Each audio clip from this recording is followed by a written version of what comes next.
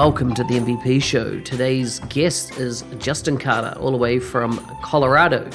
So he's been working in the Dynamics AX side or finance side for many, many years. He's been an MVP for about 5 years. As always, full show notes are going to be found at nz365guy.com/193.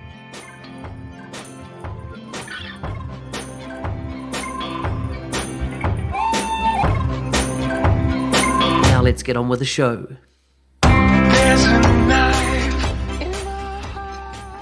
Justin, welcome to the MVP Show. Hi, thank you. Appreciate it. It's good to have you on. You're an MVP located in what part of the world? Yeah, so Colorado, just south of Boulder in a city called Broomfield. Wow. And it's pretty high altitude in Colorado, isn't it? It is. I'm right about 5,800 feet above sea level. Wow. So what are you doing at this time of the year? It must be pretty cold.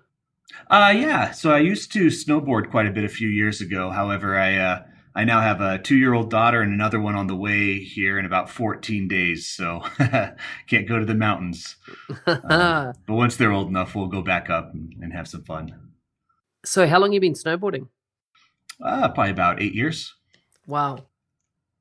Yeah, don't let me fool you. I'm not very good at it. As in, I like snowboarding myself, but I only go once every 2 to 3 years. So I'm in the not very good category as well. It's fun. Yeah, totally. So do you only ski around Colorado or as in do you snowboard elsewhere? It's only been Colorado. I mean, we're about an hour away from Breckenridge. We're about 2.5 hours out from Vail. So I can get everything I need here. Have you ever done a bungee jump? I haven't, but it's on my list. Well, do you know that when I researched where's the highest place in the world or the longest bungee you can do? It's in Colorado. Oh, no way? Yeah. But it's like it's not like a permanent thing that you can go to. It just happens every few years or something. They set up I'm pretty sure that's where I read or on Wikipedia or something. Colorado's the location. I'll have to check that out. I've done skydiving. I was a skateboarder for a long time. So, I have the extreme sports in my blood. Yeah. I've done the highest jump that you can do in New Zealand, as in from a bungee perspective, and I've done the skydiving as well. So it is a cool rush. Well, you guys are the extreme sports capital of the world, right? we try to be, but it looks like you've got the biggest jump, as I say. So one day I might get to Colorado and do that. Yeah, let me know. Tell me, what part of the world, of the Dynamics Microsoft world, do you play in? So specifically, it's been North America. I've done some accounts in Canada and Mexico with a few customers, but primarily it's been in the U.S. Yeah, and how many years have you kind of been focused on Dynamics? Since 2007, so that would be 13 years. Okay, so it's a good while, right? Oh yeah. The craziest project you've been on, what jumps to mind? Oh man, I mean I've had several, and they all have their own interesting areas there that lended their own challenges. I think my very first one that was really challenging was it was a large football team back in 2008. We were doing some retail, finance, procurement. AX was still AX 4.0. So there were modifications left and right. I always like to say it was the gunslinging days for the Dynamics AX world. Everybody was just kind of doing everything. There was technically one, best practices that you followed. However, not everybody followed them. There were other standards that people followed. So, kind of bringing everybody together in one implementation and finding a standardized way to create some harmony between, different partners who may or may not get along behind the scenes was pretty fun. So, do you work for a company? Are you just a consultant? What's your role? Yes, sir. So I work for Blue Horseshoe Solutions, and actually they got me into the AX space. They were starting the Dynamics AX practice back in 2006, and so they hired me directly into that role to help do development. And obviously the AX practice has grown quite a bit. We've created some ISV solutions, sold them to Microsoft on the warehousing side. I have not been involved in that, but it's been on the implementation end, where I've made my career as a developer, then tech lead, then project manager, then retail functional. All my development was around the retail aspect, right? We talk about inventory, MRP, products, and then spent about 4 years in solution architecture as a pre-sales person, and then went back into personnel management in about 3 years ago. Yeah, and that's where I'm at right now as a director. Wow. And so where would you say your sweet spot is with the Dynamics suite from a knowledge perspective? I would say the technical and retail. Yeah, Absolutely. and so is retail, like, I feel like in recent times I'm hearing so much more about it coming up from Microsoft. Has that been something that you've been doing it for ages, and it's kind of like now everybody else is catching up with it? Yeah, I've been doing it a long time. So actually, I like to say the original AX retail was a Dynamics product called Dynamics RMS, and the very first implementation I was ever on was Dynamics RMS integrating into Dynamics AX. And so I did probably about 4 or 5 RMS implementations, and a couple more integrations in with the two products. So I got to know the Dynamics RMS retail solution really well from the back end. As well as the AX retail concepts that they would integrate to. So when Microsoft acquired a retail solution, I think this was back in 2009, they had a training event that they had scheduled, and so I went out to that. So I was part of the first group of hey, here's this thing we're going to call AX retail, and I was involved in the very first AX 2012 retail implementation. So I've been able to see the very beginnings of this stuff, and kind of grow the retail functional knowledge along with the development that I was doing. And so how did the MVP come along? How did you get awarded? It's been 6 years, is it, since you've been an MVP now? Yeah, it's 2014. Yeah, so that's a really good question, actually. So that first project I was telling you about, that was pretty chaotic early on in my career. We were on the road a lot, and we had a large team. And, when you have a large team, a lot of people like to go out and, have beverages of their choice afterwards. And so I was like, wow, you could really get into some trouble if you do this every week, right? And so kind of to keep myself out of trouble, I would go back to my hotel room and just blog about a lot of the stuff that there wasn't documentation for, primarily because if you document things, you don't have to really remember anything. You just have to remember where you stashed it off. So I found out that once my C drive was getting pretty full, I wanted to make it someplace where I could just search the web and find the information. I never remembered where anything was, right? And I didn't care if other people on my team wanted that info as well. But it was questioned a lot. Hey, if you have this knowledge and you're getting it and there's not documentation on it, that's that's what gives you that edge, right? That's your advantage over anyone else. And I always kind of had a different mentality of, well, if I can have a bunch of people that I can collaborate with, I can get better. And so I would share that information, but I was pretty afraid that if Blue Horseshoe had heard that I was, posting, secrets, right, or things that I was coding, and here's, 20 lines of code that solve a gap that a lot of customers are running into, then it's potentially lost revenue. And in my opinion, it was just, hey, this is just something I came up with. Hey, everybody else can have this as well. Put it out there, and if somebody wants to ping me and say, hey, can you help me out here or there with some other things, right? I'm happy to do it. But, now I'm making connections. And that's why I blogged anonymously I was from 2008 until probably Did 2013. you really? Yeah, oh yeah. That's why I had Dax Dude's my name. So I wanted to do it without jeopardizing my career. And so I didn't put my name on anything. And I think I told someone for the first time that, I was Dax Dude. I was getting a lot of traction on my blog in 2012. And they're like, oh yeah, I've used it a couple times. And then I felt pretty good about it. And then I started telling people within my organization, and they were getting really excited, like, hey, that's awesome. people are in an organization are using it. This is neat. It's kind of silly that you hit it. And I'm like, yeah, I'm just kind of worried. I'm, starting my career, and I kind of like having a job. So I did hide it. And, then once I didn't anymore, and I got an MVP about a year later, and, I felt pretty blessed, right? Doing something I just did for fun. And now people could see me and wave and know who I was. And, then we have some more of those intimate conversations, which I found have been significantly more rewarding to me, right? It's one thing to blog about something and put code out there. It's another thing when somebody can come up to you at an AXUG Dynamics event and say, hey, I read your article about, XYZ, can we dig into it a little more? That's where I found, a lot more joy, I guess. Yeah. Yeah.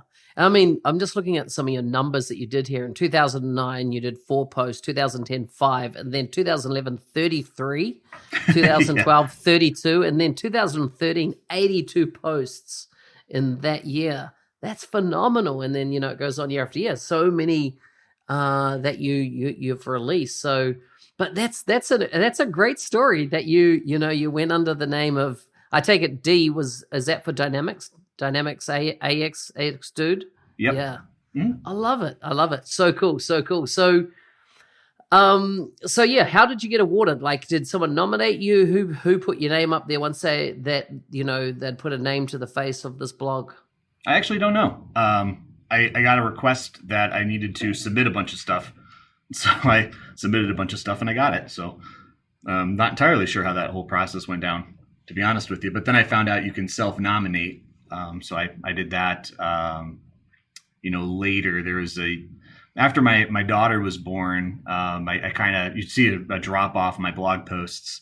And that's when my daughter was born. So I was, not able to spend my free time when I wasn't working blogging.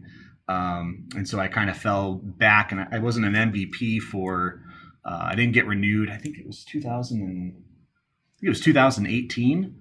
And then I got re-renewed like 3 months later.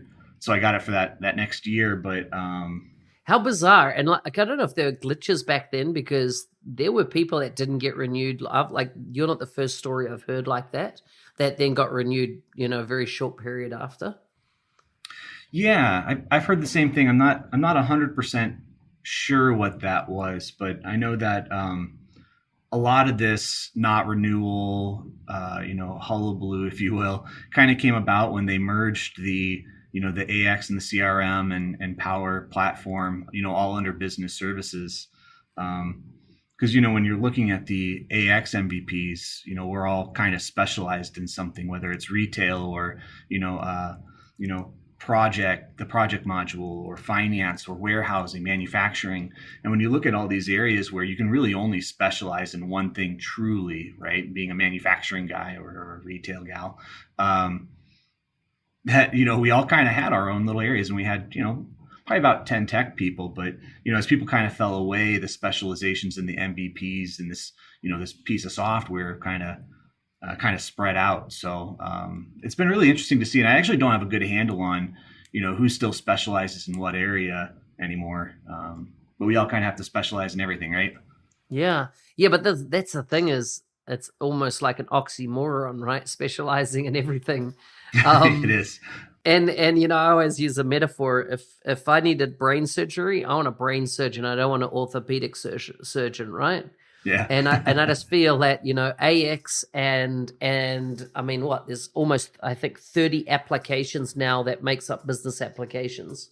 Oh, it's insane. There's new ones coming out all the time. Totally. So how, you can't be a guru in all of them, right? You've got to pick your lane and stick in it, I feel. Yeah, I agree. How much, I see you used Dynamic Sure Step there for quite a bit. How much did you use that as part of your projects? Yeah, it's a really good question. So quite a bit initially. I did a lot of subcontracting through Microsoft Consulting Services early on in my career.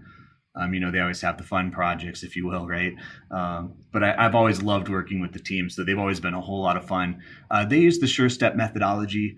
And then it kind of disappeared for a while. All the methodologies are kind of similar. They had really good repository of templates, that you could draw from. Uh-huh. And Hmm. so, while I was familiar with, the PMP methodology and Agile from college, I was an engineer and seeing Sure Step, I was able to kind of start drawing some connections, saying, "Wow, it kind of looks like they're all sort of the same, right? Just with, different values and strategies. Even Blue Horseshoe has their own methodology, and um, it's kind of been a blended model. Like I was saying, it disappeared there for a bit, and everybody was kind of wondering, did Sure Step die? But I just saw Sure Step out there in an LCS recently, and I was like, hey, there it is. It's back. Yeah, yeah, yeah.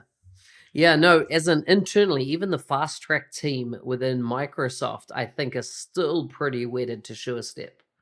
As in they use it a lot. And LCS is where they were gonna provision it, but LCS was very much on the Dynamics AX side of the house, not the, from my world, I come more from the CRM side of things. But I think that is all starting to come together. I think we're going to see a lot more from LCS in the next 12 months. Oh yeah, absolutely. So I got a question for you. Do you remember that big repository they had from SureStep with all the different Yeah, templates? yeah, yeah. Yeah, I don't think that's around anymore. I don't know if you can find those docs anymore. I definitely could find them because I'm a hoarder, and There you go. I'm pretty sure if I went and interrogated my OneDrive, I'm sure I'd find the exe file. Which, of course, if you just unzip it, I'm pretty sure all those docs are in there. Yeah, I think it's a really good methodology and it's a good baseline, right? Um, when you start looking at, all the different methodologies that are out there, it is kind of one of those, unifying things that everybody can, hey, I don't care if you're using Agile, I don't care if you're using PMP or some kind of a proprietary. Here's what Microsoft recommends for a methodology. Now you don't have to use it; you can use variants of it. But if you do, here's some really good templates. And one thing that I'm kind of disappointed is they don't have that certification anymore. And when I was getting into project management in 2009, I really found that.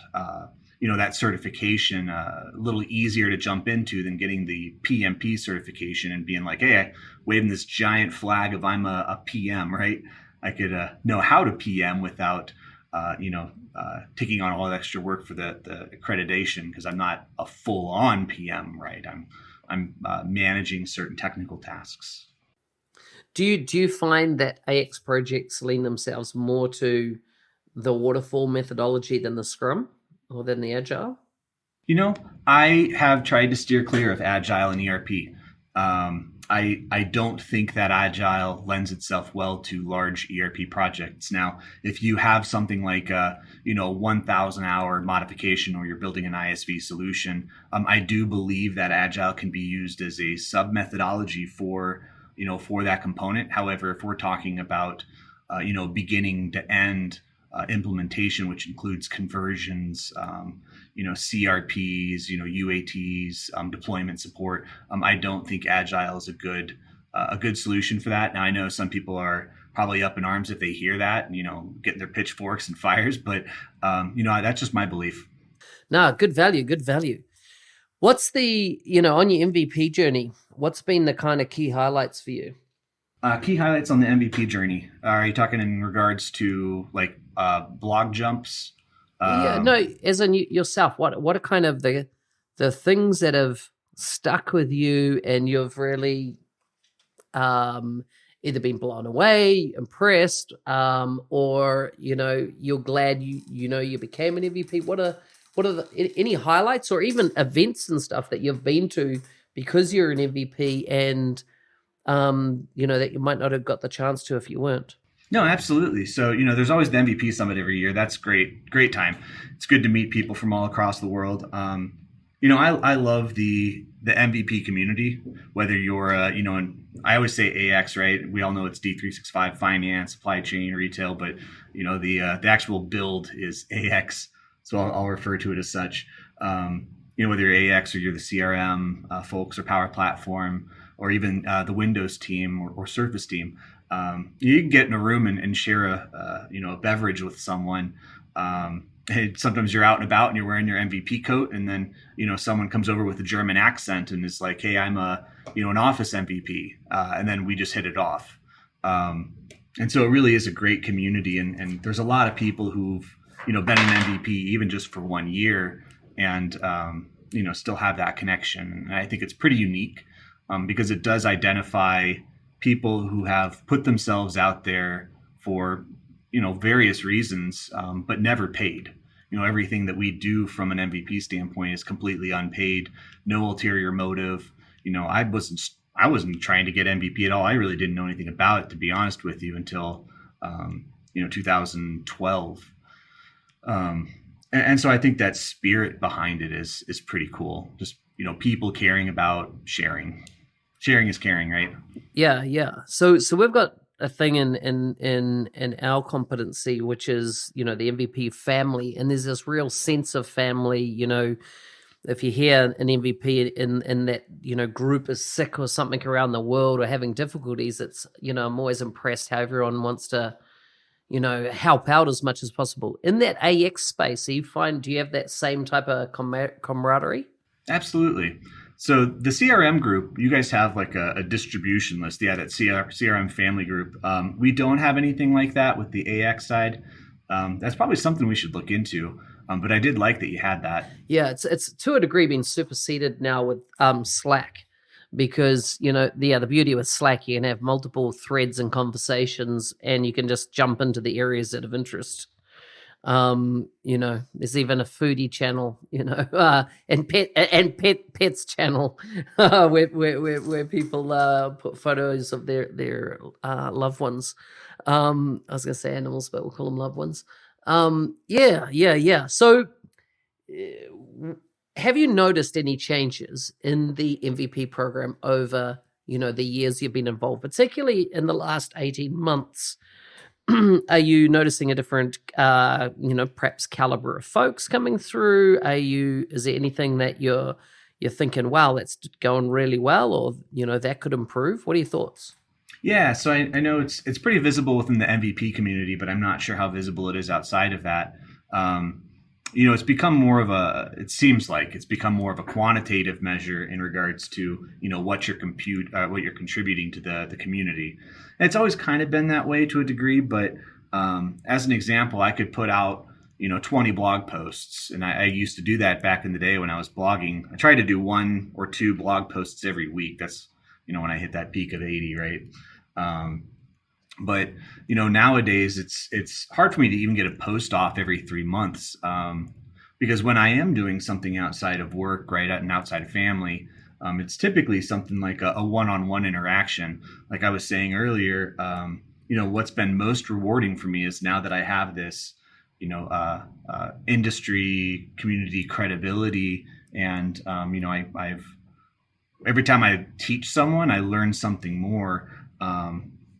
The joy's really been coming from those one-on-one interactions. And unfortunately, I can spend an hour with someone, and it's very, very value add, where I'm learning just as much about what they're doing as, they're learning about, what they can do to solve itself. But, if you submit that, it's like, hey, here's an hour and a half where I talked with, one person to discuss, strategies. That looks different than, and I think valued a little less than, writing 1 or 2 blog posts. So, yeah, in that regards, again, I don't know how they do the selection on things, but, that's been where I've found more fun. And so that's where I've been spending more time. And unfortunately, it doesn't reflect. So, we'll see what happens on the next renewal, but, yeah, that's the one thing I've noticed has changed. Yeah. Interesting. Okay, we're up on time, and I always like to go through. It goes quite quickly, doesn't it? Just run through a few random questions with you. Not really necessarily related to MVP dynamics or anything like that, but are you ready? Yeah, absolutely. Okay, here's the first one. If you could only keep 3 things from your home, what would you pick and why? Ooh, I would pick my wife and daughter. Can that count as one? Mm-hmm. Okay. That's one. Yeah. I would take my Jeep because I love going up to the mountains. Nice. And I'm sure as heck not going to walk there. Mm-hmm. And then I'd probably pick my table saw. Wow. Okay, that's quite unique. Unique. So I can build things. Yeah, that makes sense. What's one of your pet peeves? Ooh, pet peeve, rework. I don't like rework.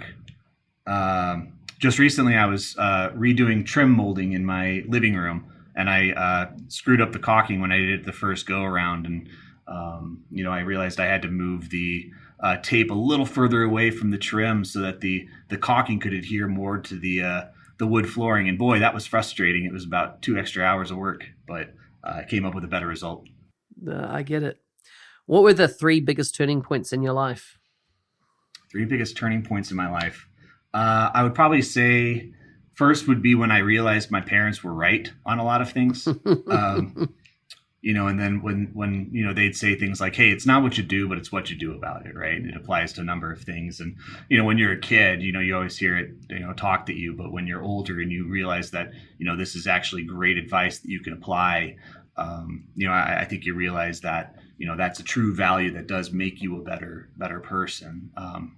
Whereas you used to just write it off as my parents are making me fix things. Let's see, turning points in my life, I would say probably marrying my wife, Yvette. Absolutely. She was awesome. She's been there with me through thick and thin. Turning points, and then having a daughter, and, having this, having my new daughter, Colette, who's due in I think it's 15 days. It definitely changes your life, right? So we switched over to the big girl bed on Saturday. So she's not in her crib, and I've been having some sleepless nights, right? She gets scared when she wakes up and she doesn't have, surroundings around her. And that's when you realize that, she's a person, and she has fears, and you have to really be there for her in addition to having a job, and, in addition to helping customers and being there for the community, and, just doing everything you can and giving your all to everyone. I like it. So good, so good. Would you rather live in an apartment in the city or a mansion in the country? Ooh, apartment in the city. So it depends. So with the full house, definitely mansion in the country. Once the kids are all out of the house, then apartment in the city. Nice. What's the best hotel you've ever stayed in, and why? Ooh, I would probably say the Four Seasons over in Westlake Village in California. It was for a customer and an implementation back in 2011. And they put me up there. It was a couple $100 a night, which was awesome. They had a good rate there, and it was a bunch of celebrities and stuff were there because it's out by LA. And they had, I don't know, it was like Academy Awards or the Oscars or something. So Britney Spears was in the lobby, and wow, it's kind of neat. But I mean, I was working really hard, so wasn't having too much fun. Last question: what did the first 30 minutes of your typical day look like? Well, right now it's getting my daughter ready. I take her to Montessori school and then pick her up on the way home. So it's kind of getting her ready, getting myself ready, probably brushing my teeth and answering a few emails when I do so. That's about it. Yeah. Mate, that's great. It's been excellent to have you on the show, Justin. Before you go, if people want to follow your work online or on the social channels, where can they find you? Yes, you can find me at daxdude.blogspot.com. That's DAXDUDE.blogspot.com. You can find me on my Twitter at daxdude.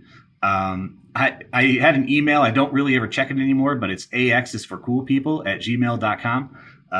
So Twitter is probably the best way to get a hold of me, at daxdude. Just drop me a DM. If you have any questions about anything, I'm happy to help you out. And, if you're trying to get to the MVP world and curious about, some of my experiences, I'm happy to elaborate on them more.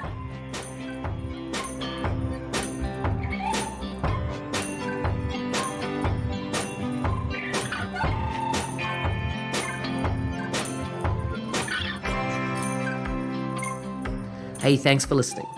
I'm your host, Business Applications MVP Mark Smith, otherwise known as the NZ365 guy. If you've heard about the 90-day mentoring challenge and you would like to, get some guidance as where your career could go in the business application space, feel free to reach out. If you do a Google search for 90-day MC, which stands for 90-day mentoring challenge, I'm pretty sure you'll find my page at the top of those listings. And get involved. We go through a range of cohorts and accountability partners, and create a really great community for a 90-day period, and really allow you to invest in your own career and where you're going. So feel free to check that out. Remember, full show notes for this episode can be found at nz365guy.com/193. See you next time.